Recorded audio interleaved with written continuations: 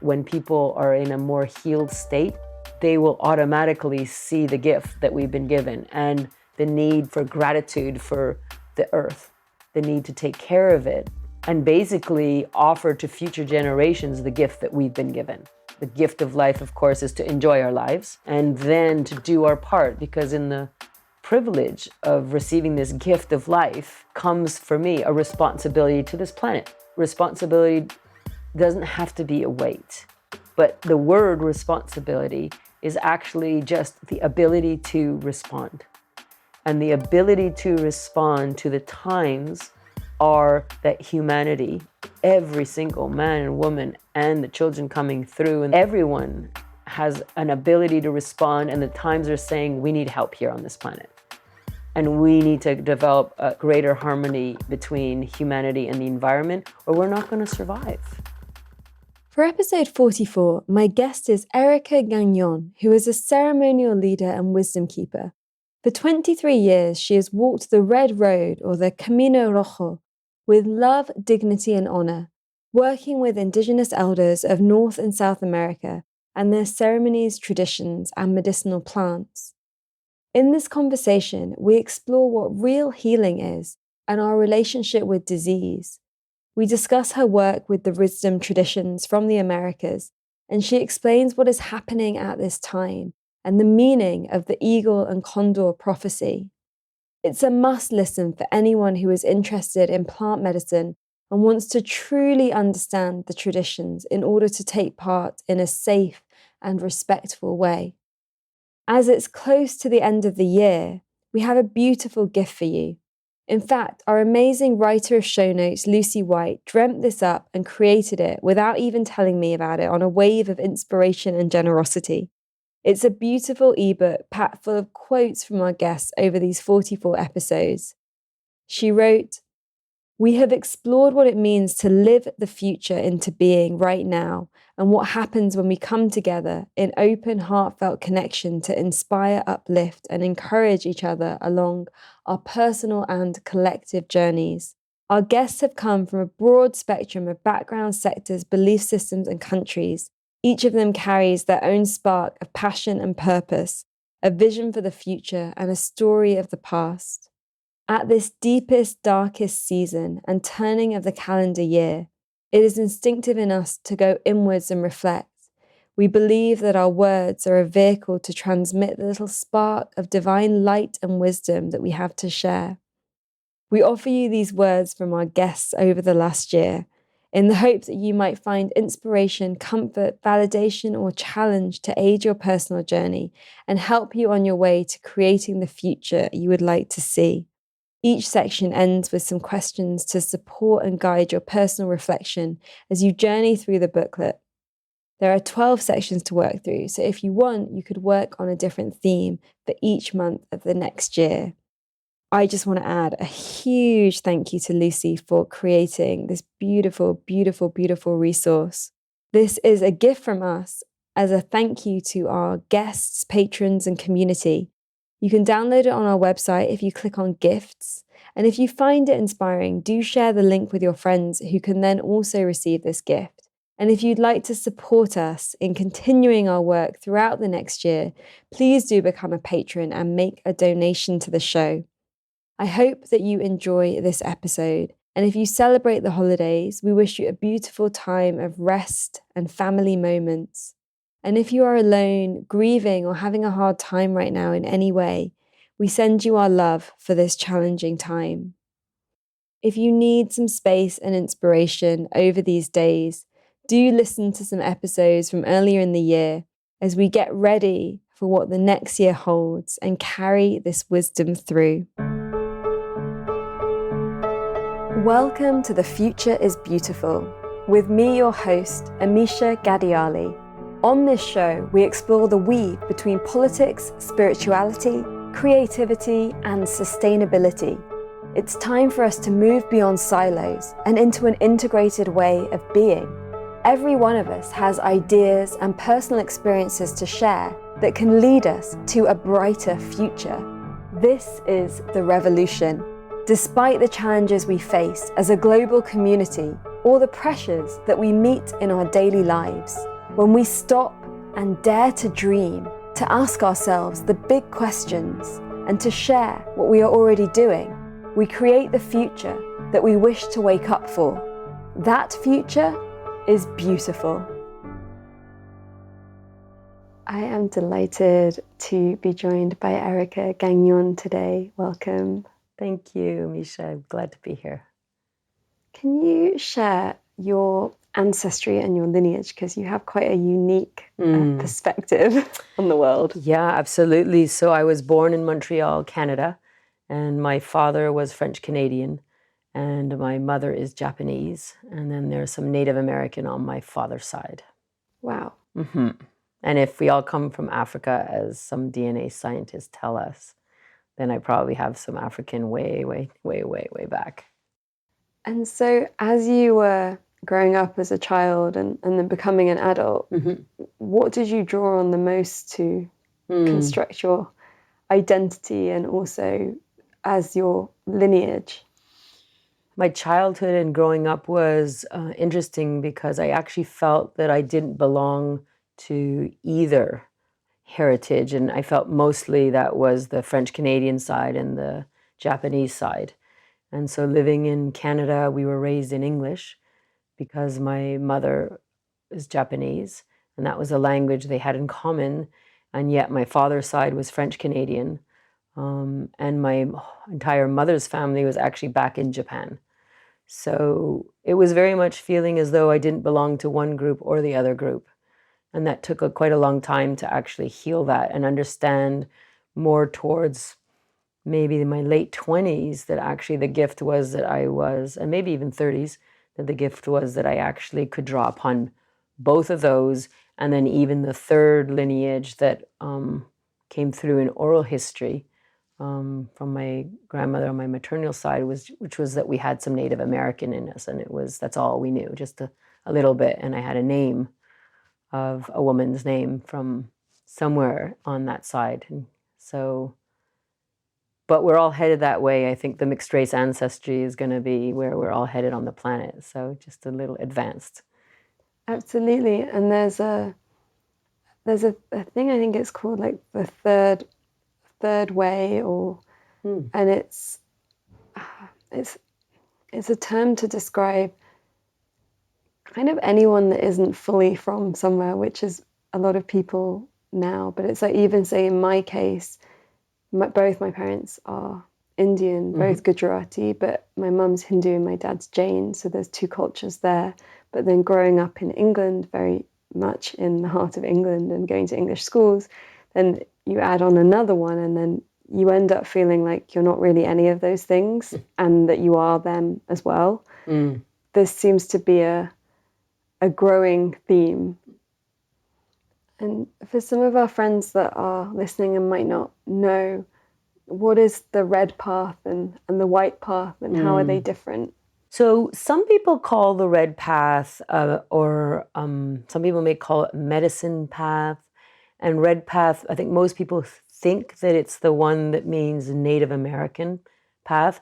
And when I say Native American, I want to be really clear because this is a bit of an issue. It's interesting how United States have called themselves Americans and America.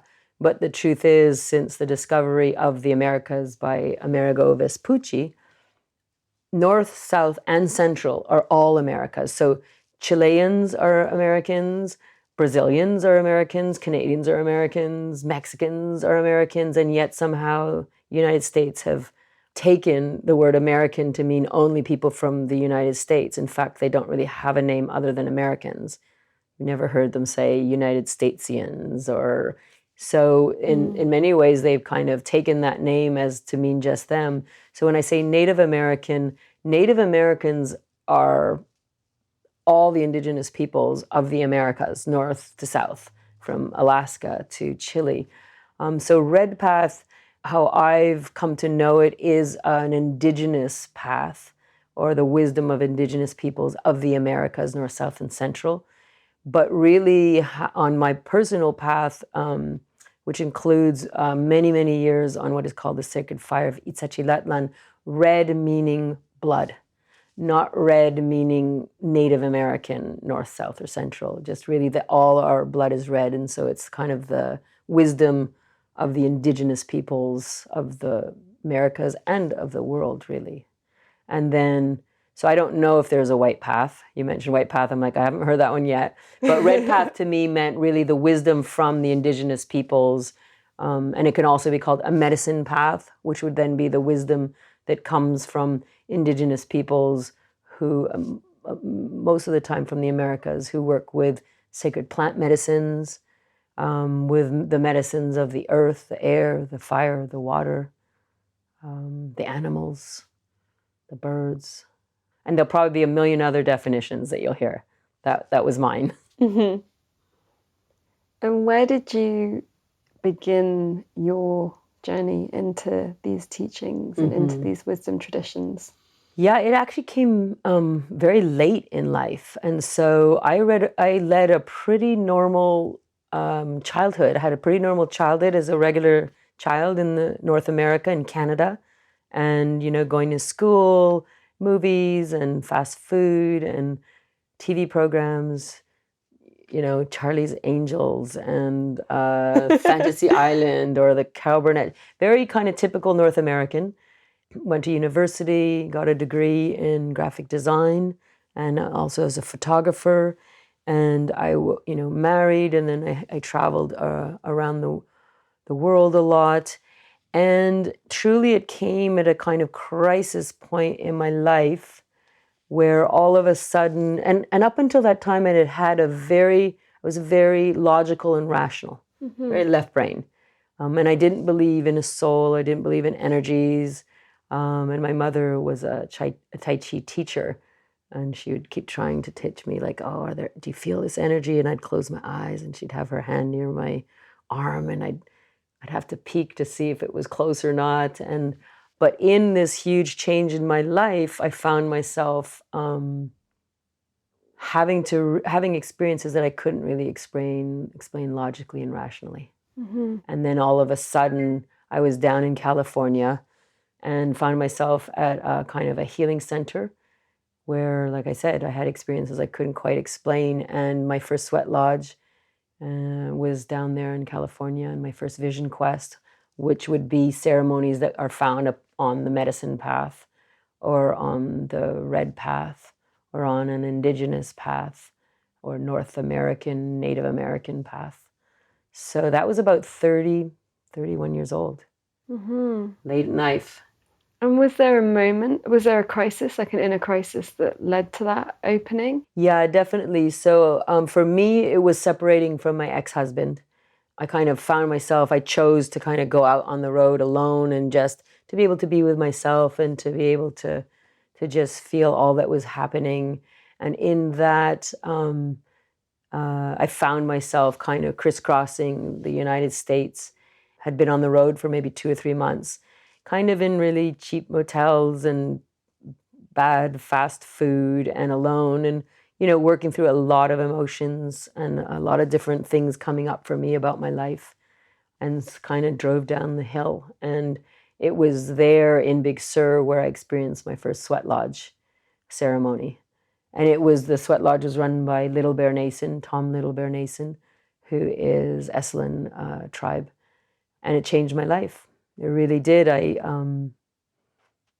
heard prayers for the sun and the moon and the earth and the waters and the animals. And the moment I heard those prayers, I knew that this is what I believed in. And this is what, for me, I believed life to be. Even though I was Christian, baptized Catholic, didn't go much further than that. My Catholic upbringing, I was in Quebec, so that's pretty normal. And so the moment that happened was when, and I did a few more, I was in a few more sweat lodge ceremonies, and then also my very first on my vision quest as well, vision quest ceremonies, and completed 2 of those in the Big Sur wilderness, the Ventana wilderness. And that also was something that just strengthened my belief in that this was the path that I wanted to follow, and this is what I truly believed in and felt the most connected to. Was it very clear for you, or was there any kind of holding of through your mind of your previous reality? It was pretty clear because I think that when I was growing up, I didn't have really a spiritual practice in that I didn't believe in God. I didn't believe in religion.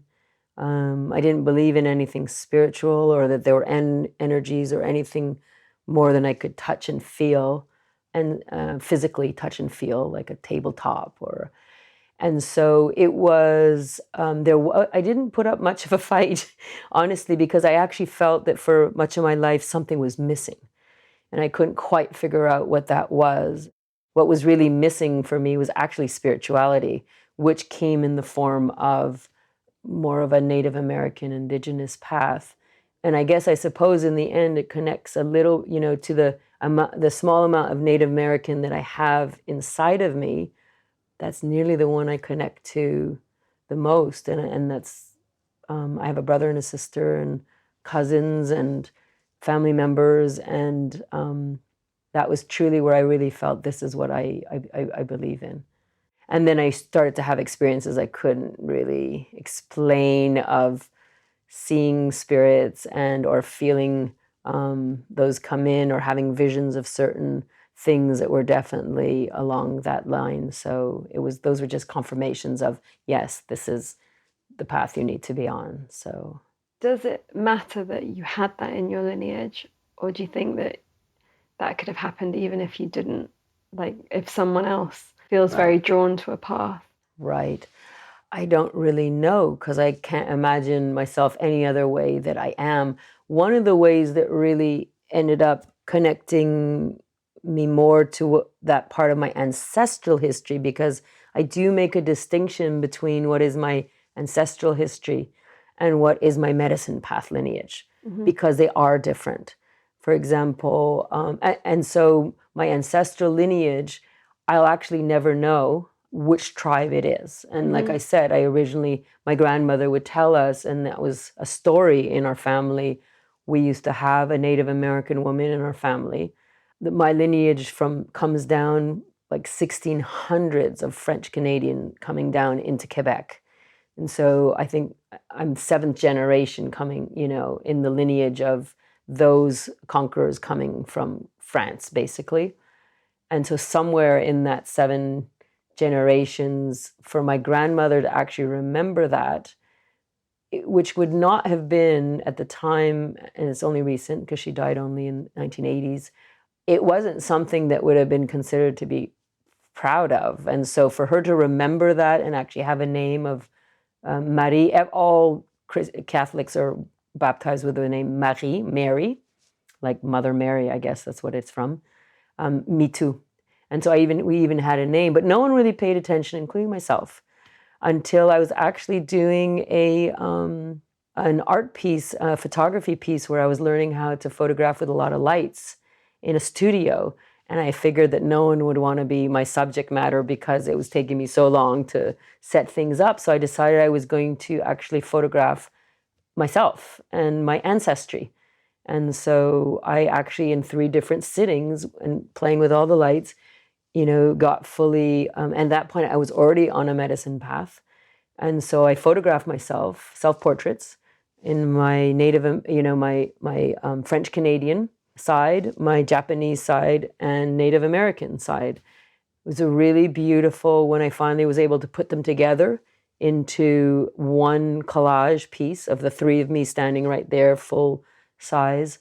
That was, I think, where I was really making much more of a connection of the ancestry, because part of the work on the medicine path, our lineage is so important. And so, as you said, there are so many people out there now with these mixed lineages, and the understanding that that is a huge part of who we are, whether we accept it or not. What's transferred down in DNA, what's transferred down in history, culture, in what trauma even in our bodies. So that photography piece, which I called my Ancestry, is a piece that actually ended up being chosen a lot in terms of different photographic exhibitions and receiving a lot of attention in different, especially in the United States.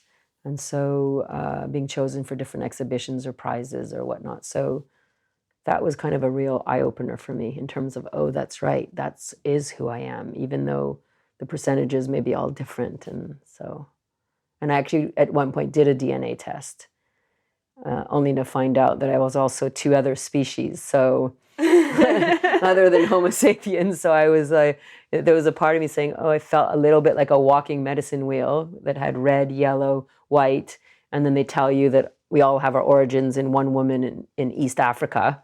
So a medicine wheel is, we can talk about that later. And then I found out that I also had a small percentages of Neanderthal and another species called Denisovan. So I was just like, okay, this is interesting. Don't know how I'm going to incorporate that all, but it's who I am. Mm-hmm. And they're just, I guess, labels and percentages of, and it's all a part of who I am. And what you offer now, what tradition do you draw on? So the medicine path that I followed since back, and I must have been over 20 something years now, is called the Sacred Fire of Itsachilatlan. And the chief of chiefs is a Purapech, Native American. His name is Aurelio Diaz Tecpancali. One of my main teachers, so I have several teachers from different lineages, and I feel very fortunate from North and South America. On the Sacred Fire of Itsachilatlan path, we walk through various ceremonies and altars. And so for 20 plus years now, many medicine ceremonies with different plant medicines, obviously many sweat lodges, and then vision quests. I've walked through that vision quest altar. I've probably gone up on the hill maybe 10 times, and then also Sundance. And in our path, we have another dance called the Danza de los Espíritus, or the Spirit Dance. So they all, we can talk about those. I can describe those, but it's a way of life. It's not really as much like, oh, I'm going to do this. It's really has been a way of life for me, and for many people will maybe go to one medicine ceremony and that's it for the rest of their lives, or go to support a vision quest or people on the mountain, and that's all that they may experience. But or go to one sweat lodge. And for me, I really walked that path for so many years, to the point now where I've chosen to offer to these healing ceremonies for people and bring the medicine back to the people. So yeah, very, very grateful for that path, which brought me so much healing in my personal life and so much teachings and understandings of life. Changed my life, changed a 180-degree turn from what I had lived up until that time that I was 30, and now where I find myself at 55. At this point, it's a part of who I am. So I assume I'm going to keep walking my life's path, with along a medicine path as well. So. And when you say bring these medicines back to the people, can you explain how and when they were taken away from the people? There's a prophecy called the Eagle and the Condor prophecy. And so the Americas, as most people know, or maybe they don't know, I don't know, were conquered little over 500 years ago. And you had the French and the English coming down the East Coast.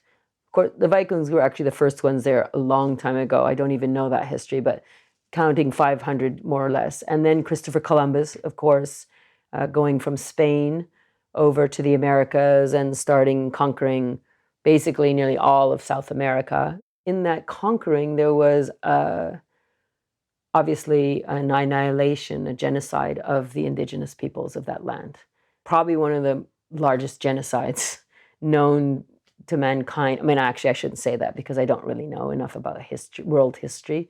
And so in that, what happened was there was an incredible wisdom of the people that lived there, 500 plus indigenous tribes with, I don't remember how many languages, hundreds and hundreds of languages across the entire of the Americas.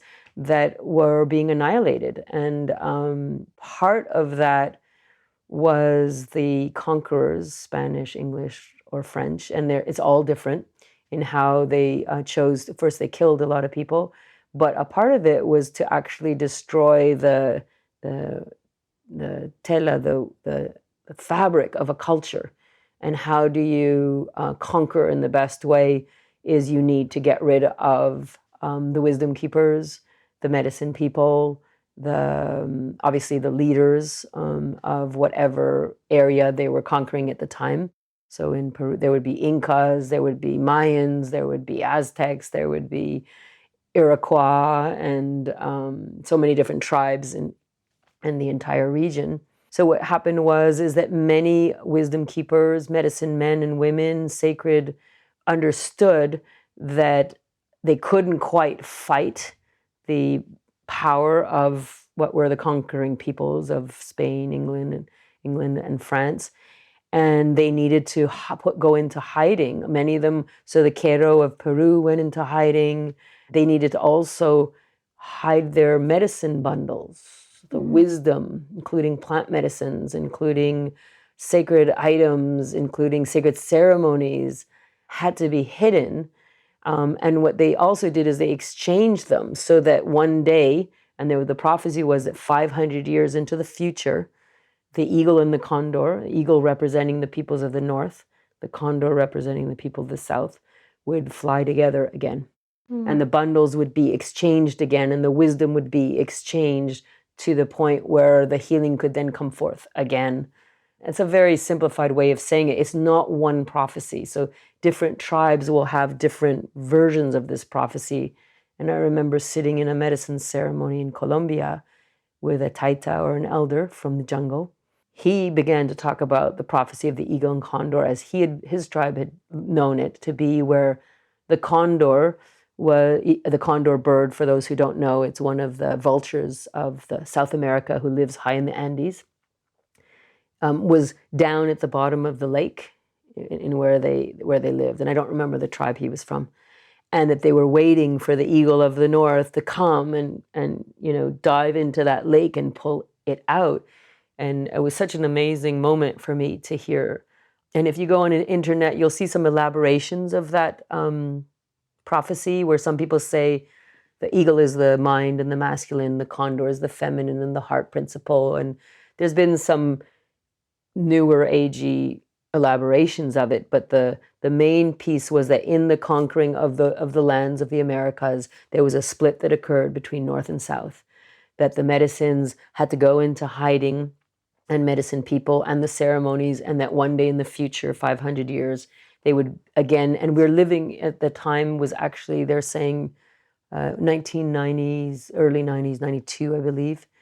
And part of the awareness that is happening was when medicines from the South, plant medicines like the ayahuasca and the San Pedro medicine cactus would go north. The medicines of the north would go south, the peyote from Mexico, the sweat lodge ceremonies. And in that would be the interchanging once again and the opening up once again, and the reunion of the medicines of north and south, and the reunions of the eagle and the condor. And that's my version of the prophecy. And you'll find, if you Google it, you'll probably find a lot of different ones. The medicine path really is about part of the medicine path is about sacred plant medicines. And when that reunion occurred, it would be the healing of not only the peoples of the Americas, but also the healing of the planet. Mm-hmm. And at this point in time, I think that a lot of those sacred plant medicines are making their way out to a planet that is in desperate need, I think, of a reconnection to our origins. And I'm not sure if I answered your question because I went off on a tangent. So you're a good interviewer, so you'll place us back on the road again of this interview. Yeah, no, there is no road. I know. On this interview, we're a flowing river. It's a flowing river. You're right. I like that analogy better.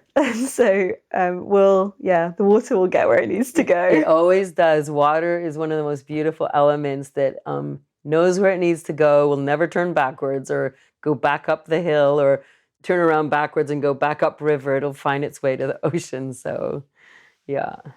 But it's interesting because I suppose what you're also saying is that that's why medicine and ceremony have spread throughout the world, because they're everywhere now. Yeah, they are. Not always in the best of ways, but they are everywhere.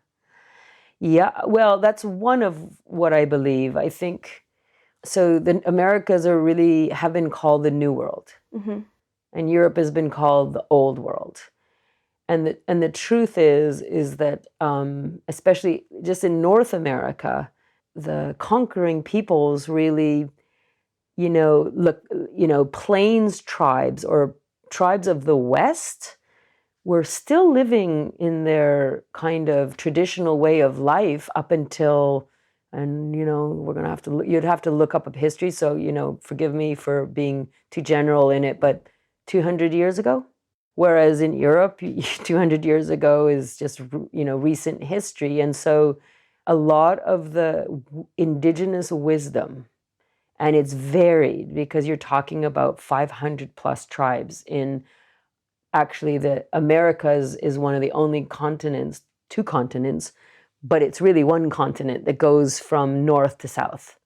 And in fact, is not disconnected in the middle, even though with the Panama Canal, they literally scraped up and broke up a landmass to open it up. And so I think that the Americas and the indigenous peoples have held an understanding of humanity's necessity to live in harmony and balance with all elements, with the earth, with the water, with the air, with the fire, with the animals, with the insects, with the birds, with the plants, with the trees, the understanding that everything, that life on this planet is like a web of life. And so that we all have a connection or a symbiosis to it and the need to live in harmony and balance.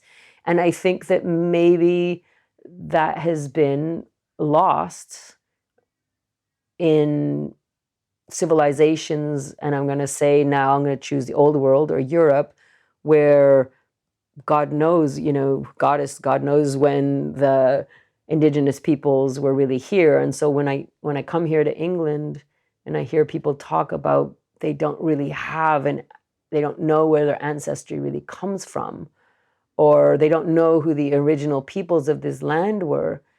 And I know that there are the Celtics and the Druids, and I was over in Ireland, and they're getting more connected to who were the original peoples of this land, because really all people are indigenous. And yet with such a long history of, my fingers are doing little quotation marks of civilization, or it's much older here in Europe. And so the indigenous peoples of the Americas, I think, still hold a lot of the wisdom about how to live in balance with nature and our environment and all the other elements that make up this beautiful world that we live in.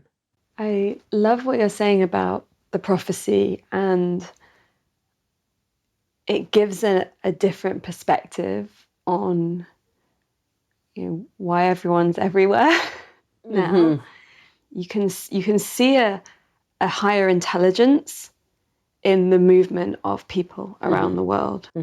I also want to come back to what you said about how medicine ceremonies aren't always held well. Or I can't remember the exact word you said, but I feel like as we're talking about medicine, that I feel a responsibility in putting this out there to also share how to partake responsibly, because I've seen a lot that isn't responsible. Right. And I've seen people go through things that maybe they didn't have to go through, or maybe they did, I don't know. Right. Who am I to say? But I would love for your guidance on, if someone is feeling called to medicine and it does feel like that's their path, how to do it in a responsible way. Yeah. And I think actually now I was remembering as you talk about this, that the question was about the medicines going out across the planet. That was, and I went off into a different tangent about old world, new world. But so with the medicines, what I've learned, and I'm someone who up until 30, I never did anything. I didn't smoke marijuana, I didn't drink, I hadn't done any kind of substances, chemical substances, that at this point I think a lot of people are doing at a very young age.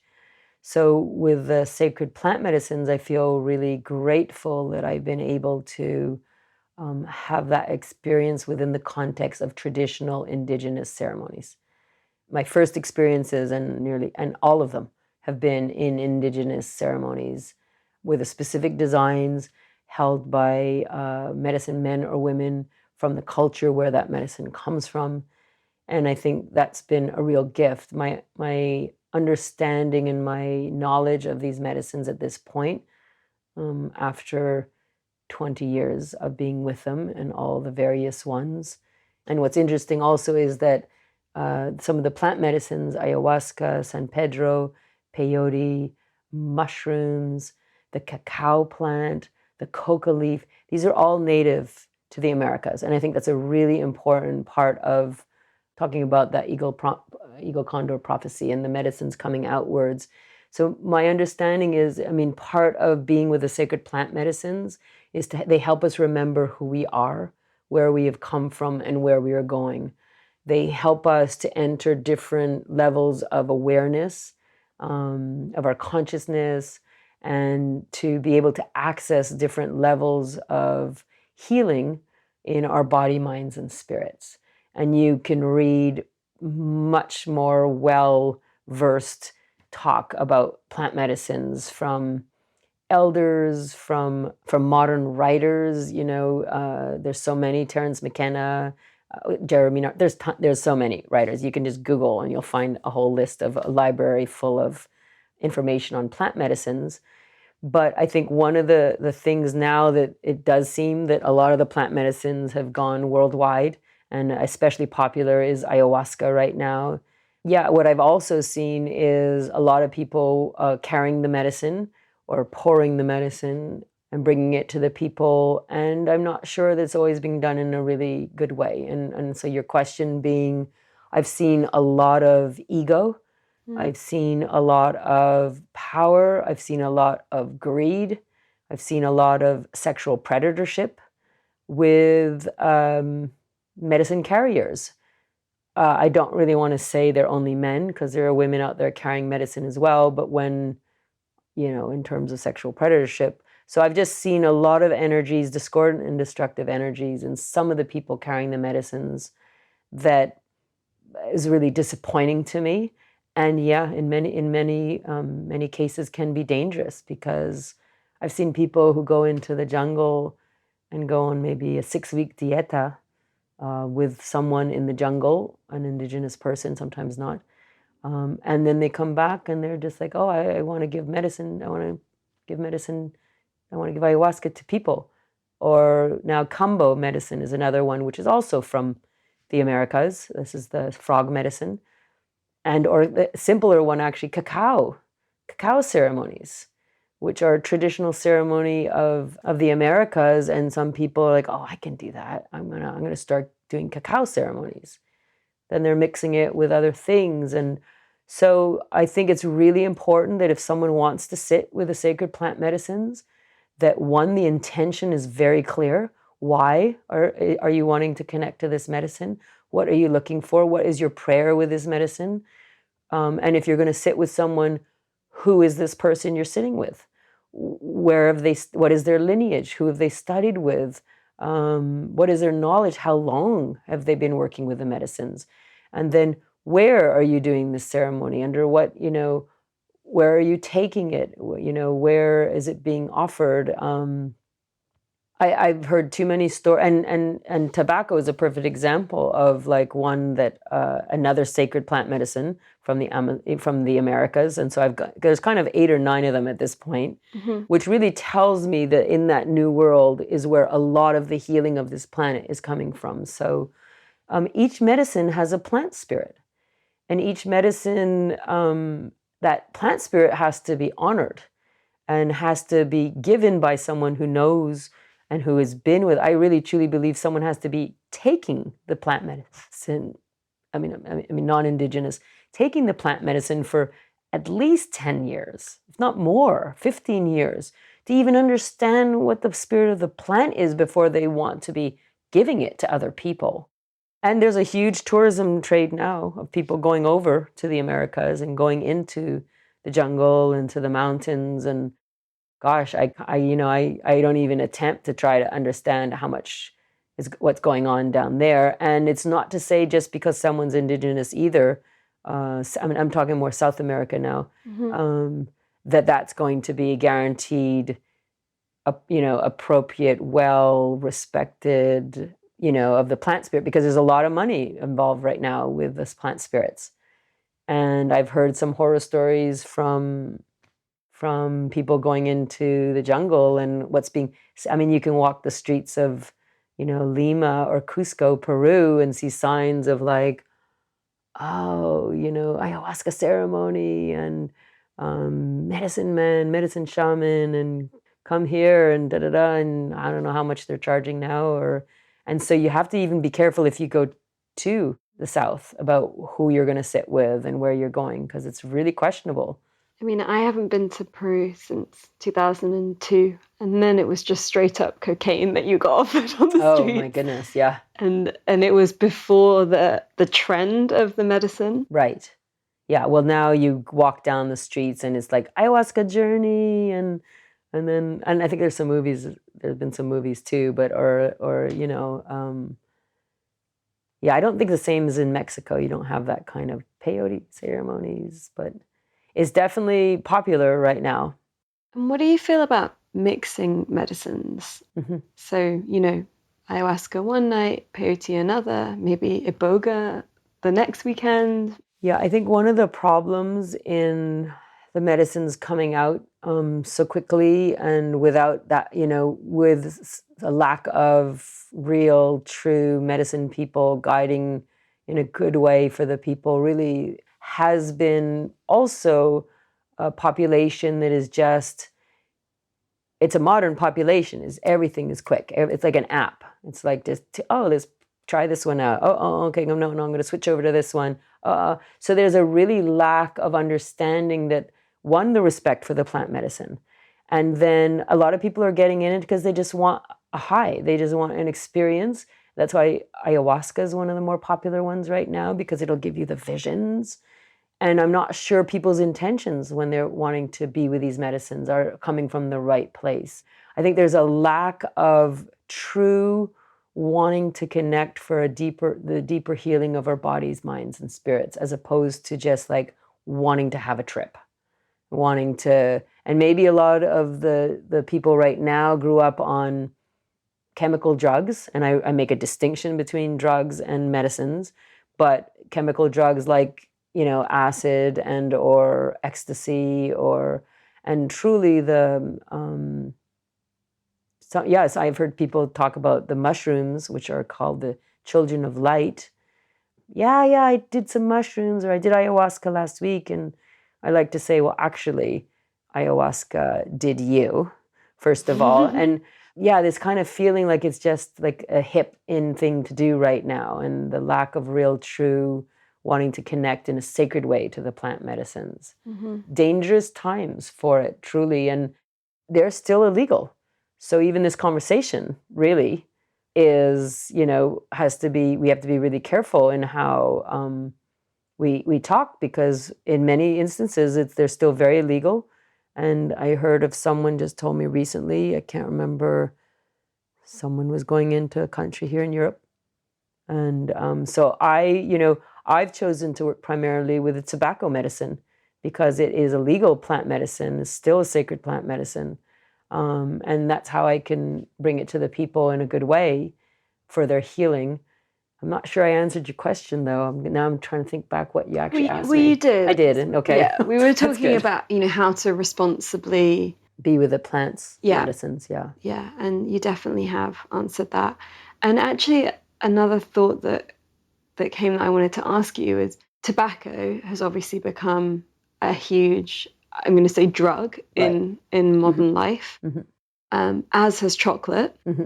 Yeah. Do you feel that the spirits in the spirit is the same that's in like a cigarette, you buy a pack of 20 from the shop, that is in the sacred tobacco, Right. but it's the shadow form of it. And likewise in a massive bar of like caramel chocolate, Right, Cadbury. Is it? Got it. Yeah. Yeah. Is it the same spirit, but just that the spirit's been dishonored, and so it's got this addictive, shadow-esque aspect quality, to it. Mm-hmm. or is it different? No, well, okay. So how I've learned and what I've been taught and how I've learned in my connection with medicines is that each medicine has a spirit.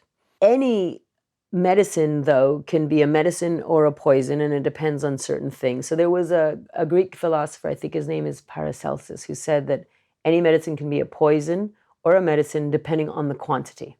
I would add to that the respect for a plant spirit. So it's the same spirit, but whether or not there's respect for that spirit is where you have a difference. So the respect for the spirit, the quantity, meaning that once you are taking something too much, it becomes an addiction at that point.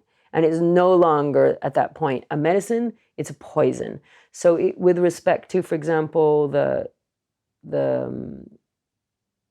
tobacco medicine, because that's the one I work with. So, and I have my own story about tobacco, and it's interesting that I now am considered a tabaquera.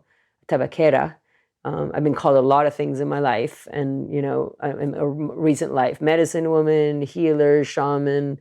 Personally, shaman should be only applied to people from Mongolia and Siberia, where it's a really specific ceremony that they do in the channeling of spirits and going into trance with a drum. So I actually think the only people who should be called shamans are from Mongolia and Siberia.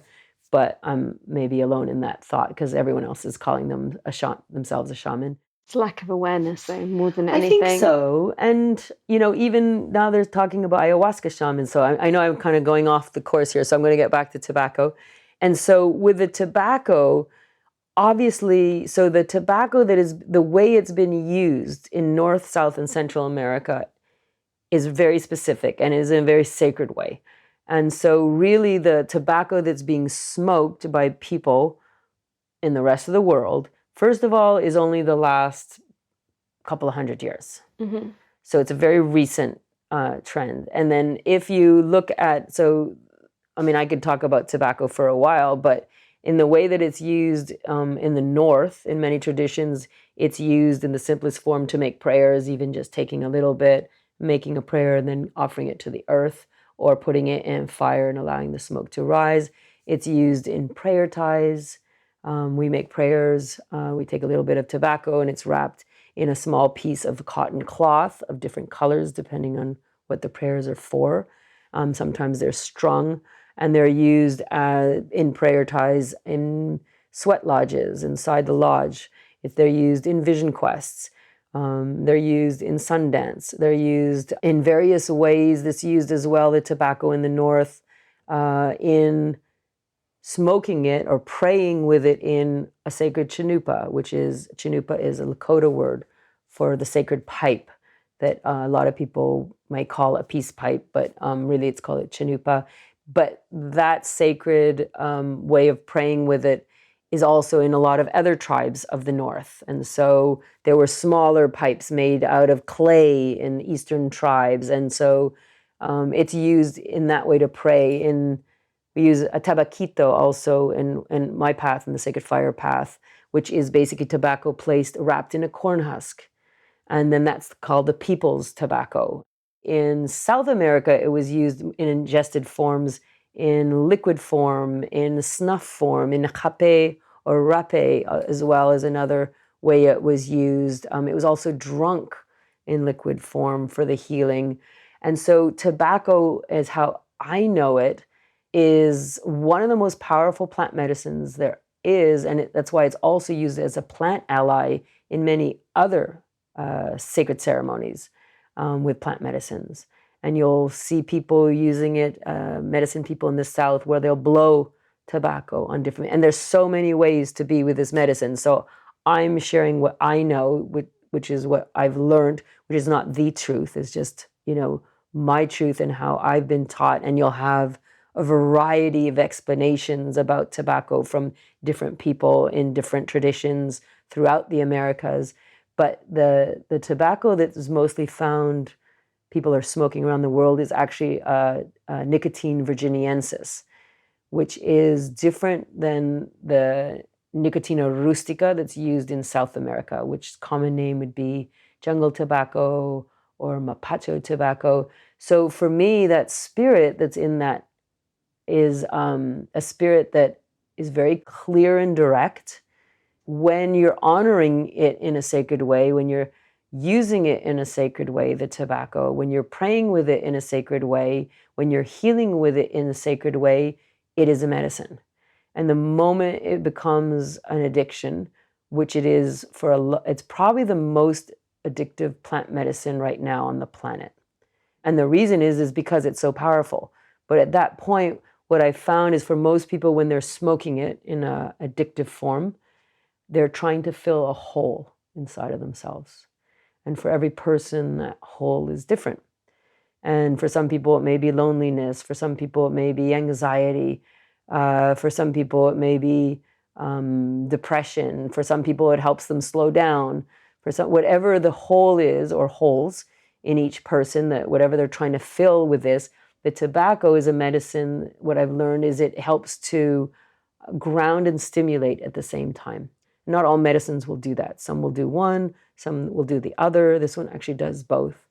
It also puts order into chaos in the body. And so one of my teachers likes to talk about, in the Andean healing tradition, we work with the physical, the body, the mental, emotional body, and the spiritual bodies. And if any of those three bodies are out of alignment for any forms of trauma or discordant, destructive energies, such as anger, fear, sadness, grief, if any of those bodies are out of alignment, then we are out of alignment.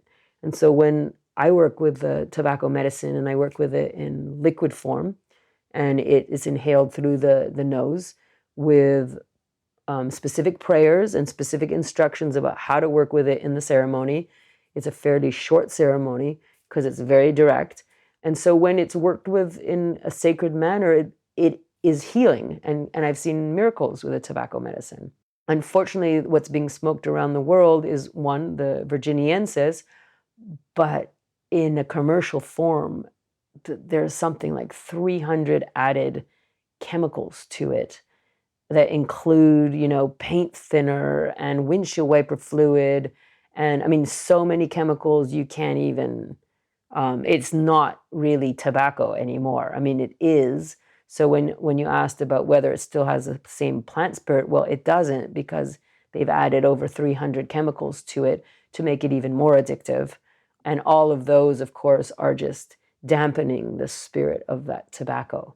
I don't think I would ever thought that I would become a tabaquera and offer this as the medicine for the people. And the way I learned and received that medicine was different than how I now give it to people.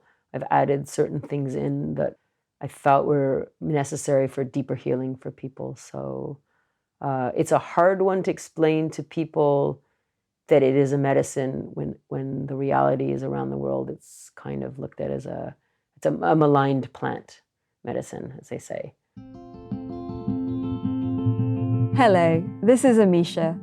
We are just taking a little break from the conversation here.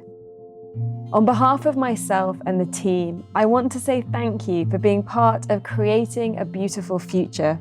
We make this for you, so that we will all have the vision, wisdom, and activism we need at this time to weave a new narrative.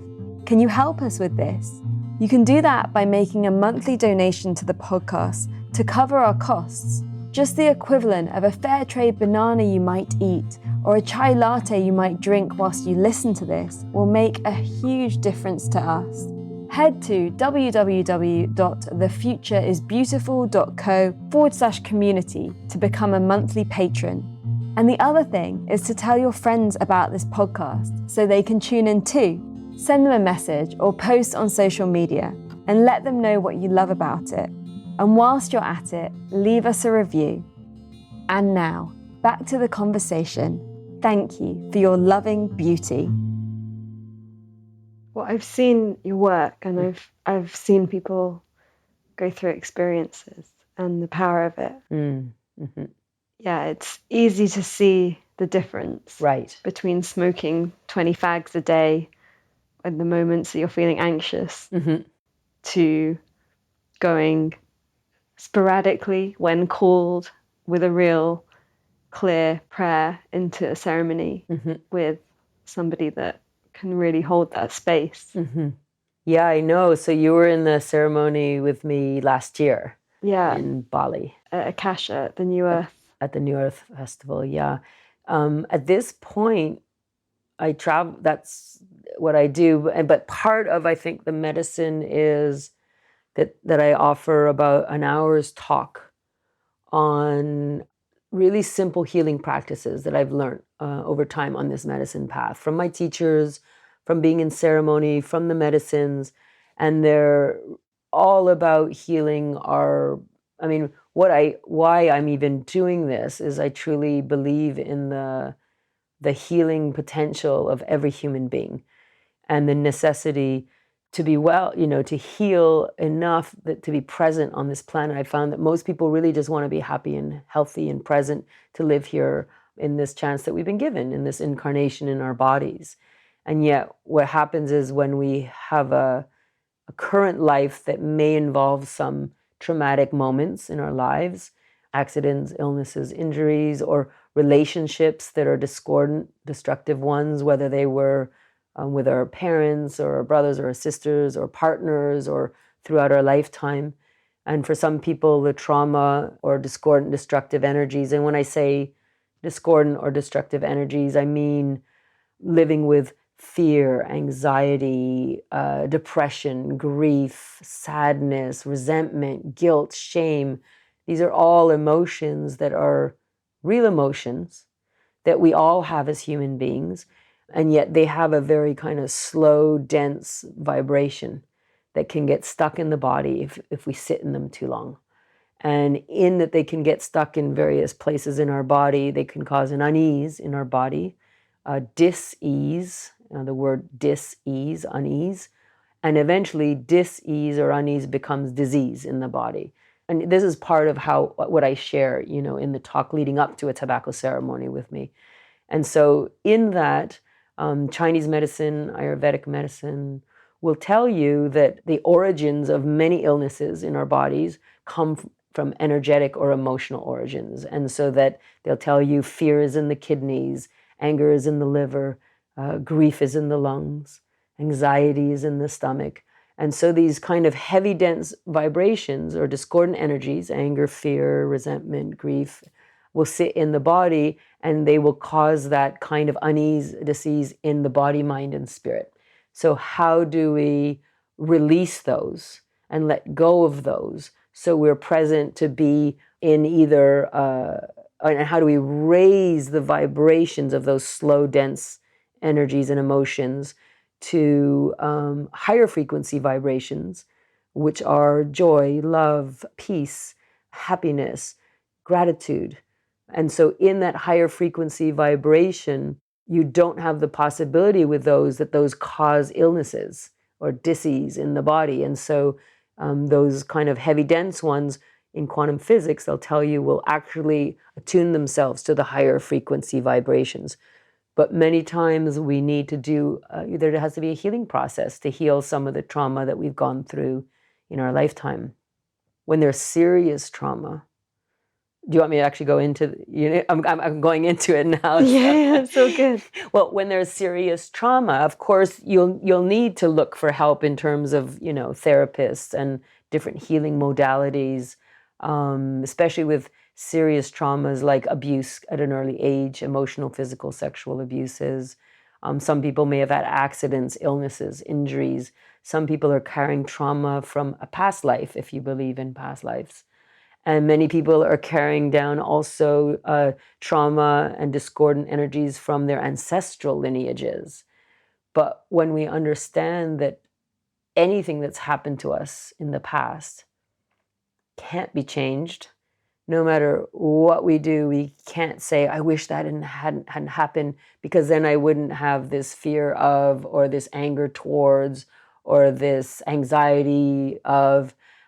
So anything that's happened in the past can't be changed. So then how do we then look at that trauma or accident, illness, injury, discordant energy as medicine for our lives, good medicine, as our teachers or our healers? What can we learn from that?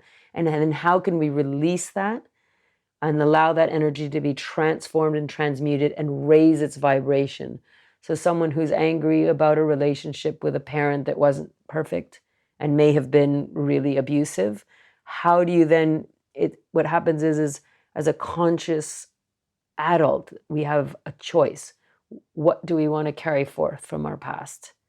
And what do we want to continue to keep alive? What energies do we continue to keep alive? Or do we realize we actually have some choice and some direction for the reality of our life? And once people can understand that, how do you then transform and transmute energies, discordant, destructive ones that are causing us harm in our body, mind, and spirit right here, right now? And so I offer normally in the talks and the tobacco ceremonies, about an hour's talk on that, and where I bring in, 3 or 4 really simple practices of breath work, how to raise our vibration, how to look at the toxic thoughts that we have, feelings, emotions in our brain, and what that does also on a scientific level to our neuron system, to the chemicals in our body, a practice of gratitude in our lives to bring one in, and a practice of 3 levels of forgiveness. And all of this that I share, and I tell this to the people who come to my ceremonies, this is my truth. This is what I've learned to be real. This is what I've learned from my Indigenous teachers, from the ceremonies, from the medicines, from the vision quest, from my life's path. So if I say something that resonates and sounds like it could be an interesting way for someone to heal, wonderful. To then work with it and share it openly. I'm not, this is not they're very simple truths. If it doesn't resonate, then it's okay too. Then don't, there's other ways. Someone else is pranayama breathing that's different from the one I'm teaching. And if, someone even sits there and says, oh yeah, I already know this. Well, then I'm just a mirror for that person. And then I'm just a reminder of like, oh yeah, that's right. I remember this about such and such a thing. Really letting people know too that that they are their greatest healer. They are their greatest doctor. They are their greatest medicine. We all are. And so that what I share in a given moment in time, hopefully I can share something that may help someone else on their healing path. And if not, that's okay too. But that people not give away their power to others, whether it's a guru or a medicine person, a medicine man or a woman, or a life's path, or whatever it may be, to understand that, they know themselves best, and to not give away their power to someone else, not even a medicine, that we're all just helpers. I'm a helper, the tobacco medicine or the peyote or the ayahuasca, they're just helpers along the path for someone. And that truly, this is the one chance we get in this lifetime, in this incarnation. And how do we want to be here on this planet? And truthfully, if I've learned anything around my own healing, at one point it was very clear that I wanted to be in the service of unconditional love. I wanted to be in the service of the people, and I wanted to share what I'd learned, because not everyone else will go on a mountain, a vision quest, without food and water for 4 days and 4 nights, and pray to the sun and the moon, and be rained on for 9 out of my 13 days on the mountain in my 13-day vision quest was rain. Or Sundance, where you go without food and water and you dance to your prayers in the tree of life. And so or sit in a medicine ceremony. So then how do I share in a simple way? And if they're willing to work with tobacco in a ceremony, the medicine just helps to clear through whatever someone is wanting to heal and release and let go of in a good way, with all the love and gratitude for what that discordant, destructive incident may have taught them, or that accident or illness or whatever it is. How do you give thanks for that? And then let it go and release that. And then, you'll feel freer and more open to be present for the life we're given, this amazing gift we're given every day. And how does this personal healing connect to the collective, connect to where we are as a global community, what's happening on the planet? Yeah, I think that for me, and the reason why I do this is because I do have a piece of me that feels really responsible for my part in how humanity is on this planet and the absolute imbalance where we find ourselves as humanity on this planet and the incredible, damage that we've done in the last, especially few hundred years with regards to nature, with regards to the environment, with regards to the state of the water, the air, the animals, and all the other beings that have as much right as we do to be here and are a part of the web of life. And so that you start destroying certain parts of it, we're destroying our own home. So I think people's personal healing is really necessary, because I think at the base of every single person is the understanding that we are just a part. We're like atoms on this earth. We're just a part of this planet. And so when someone is really aligned in their being, body, mind, and spirit, and open in their heart, open in their soul, is present to be here in their full, capacity, it's automatic, the understanding that we need to live in harmony and balance with rest of humanity, with the elements, with the earth, the air, the fire, the water, a level of respect for other human beings and for animals and plants and trees and all of the elements of this earth. So part of my wanting to bring and return the medicine back to the people, or offering ceremonies where hopefully someone can receive some form of healing for their body, mind, and spirits, is the understanding that when people are in a more healed state and aren't carrying along discordant, destructive energies, they will automatically see the gift that we've been given and the need for gratitude for the earth and the air that we breathe and the water that we drink, and in that the need to take care of it and basically offer to future generations the gift that we've been given. Mm-hmm. And not even offer it in the same way, even give it even better down to the generations to come. Sometimes I don't really understand how anyone who has children doesn't already think about that. What do they think they're going to be giving down to their children? Ice is melting in both poles at this point. When animals are becoming extinct, when we have food that we don't even know what the origins of the food are anymore, and when we're polluting the waters and the air and the earth, I don't understand what people think they're going to be giving down to their children. And I've chosen not to have children because at one point I felt that I had work that I needed to do on this medicine path, and that if I had my own children, I would not have the time to do that. I'd be raising my own children. Yet I still understand, and I think most people who have attained a true level of consciousness or healing in their body, minds, and spirit, or have a connection to a spiritual practice. And when I say spiritual, I don't mean religion, because I actually feel a lot of religion has twisted. Okay, we won't even, that's a whole other conversation. But so I feel I think the listeners that we have here know what you're talking about. Okay, I know. We talk about this kind of stuff a lot. A lot, so. Okay, yeah. So I actually feel that people's personal healing will be directly in correlation with their ability to live in harmony and balance with others and with this planet. And I think at this moment in time that is really an urgent time on this planet, we need everyone there active and present, which is why also, why I'm doing this. Because I really feel that the gift of life, of course, is to enjoy our lives, because we've been given this amazing gift in this incarnation in our bodies for a period of 100 years. If we are lucky to get up to 100 years, some people only live 20 or 30 or 40. And so it is to enjoy the gift we've been given. Otherwise, the life has been wasted. So the healing, personal healing on levels of body, mind, and spirit are for each individual to be present and enjoy that, and then to do our part, because in the privilege of being alive, in the privilege of receiving this gift of life that we get at this moment in time comes, for me, a responsibility. And the responsibility, one, is to enjoy our lives and be grateful for the gift we've been given. But it's also a responsibility to this planet.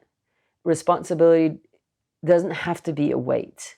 Some people think it's this huge weight. They imagine like the, globe on the back. What is it? Atlas, like Atlas carrying this. But the word responsibility is actually just the ability to respond.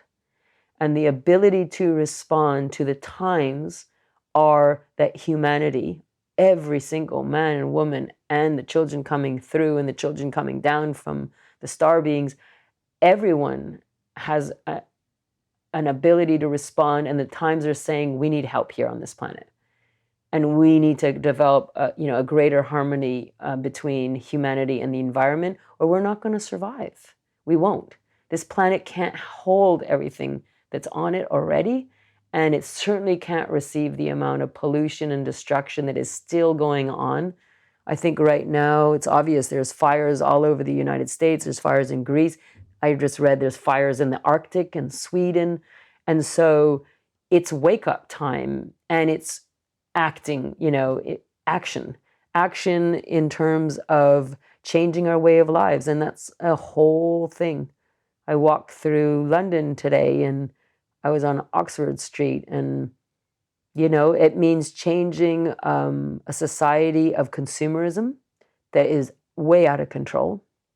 Obviously, the defending and protection of the waters and the earth and the air, of all beings that have no voice. And I think it sounds like your listeners already know that, so I'm not gonna dwell on that. And the truth is, some people could get really depressed by the state we find ourselves in. But in that comes the moment of like, if you need a break from it, take your break. And someone else will step in to be responsible and do their part. And we all need to do our part. So whether people are donating money or marching in marches or signing petitions or doing their little share of, reduce your share of, how much water you use, and be responsible for the garbage you create, and be responsible in terms of your carbon footprint. And don't buy a new set of clothes. I don't get it. The clothes every season, like what's that? And then you got to change your makeup. I don't know. I stopped wearing makeup a long time ago, but what is your impact on this planet? And do our little share. And when people can do more and become activists, great. We need everybody out there right now, everybody, because that's how this earth's going to survive. And the truth is, I still believe in humanity on this planet. I wouldn't do what I do. Honestly, I wouldn't do it if I didn't believe. And we are at a crucial moment right now. So we need everyone active. So individual healing becomes the collective healing, becomes the collective responsibility to live in balance and harmony on this planet and with one another. So that's pretty much what I believe in now. And that's where a lot of my energy goes at this point in time. Thank you, Erika. And I can see how much you live that and how much it means to you as you're speaking. Mm-hmm. I speak on behalf of me and all the listeners in this community. We really appreciate you sharing and inspiring us even more. Thank you.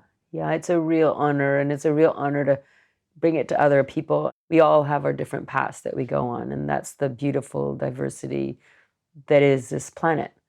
So this is just one. Yeah, I'm just one person and one thoughts. And what I say now may change in 5 years or 10 years and 20 years as I keep growing and learning constantly. Yeah, I mean, we're all here. I mean, this show is a place for people to come and be curious and discover more, and then ultimately find what's calling inside of them. Absolutely. And I told you before we started that for me, that decision has been not to have anything to do with medicine. Right, yeah. And yeah, I can, of course, completely understand the beauty of that path and the importance of that path. Mm-hmm. That ability to align to our own truth and calling is one that takes a lot of practice and experimentation, perhaps. Yeah. And some people just find it very easily, and for other people it takes time. And just acknowledging that we're all finding our way. Absolutely. And not to be hard on ourselves, because that would be a discordant and destructive energy. So, yeah, to be kind and gentle with ourselves in it as well. And that's why I said, when someone has the extra energy to give and to be a warrior for love and light and a spiritual warrior, then wonderful. Please join in and do our share in the area of expertise and gifts that we all have. And when someone needs to take care of themselves and go inwards and not turn on news and not see what's going on and just take a little break, you have to do that too, because no one's a help if we're exhausted and can't function anymore and so traumatized by what's happening on this planet right now. But I trust in every person to know what they need. And I love all the different paths that people can find to be on it, whether it's art or creativity or journalism or writing or medicine work or plant work. And like I said, a lot of hope and faith for the future and just doing our parts.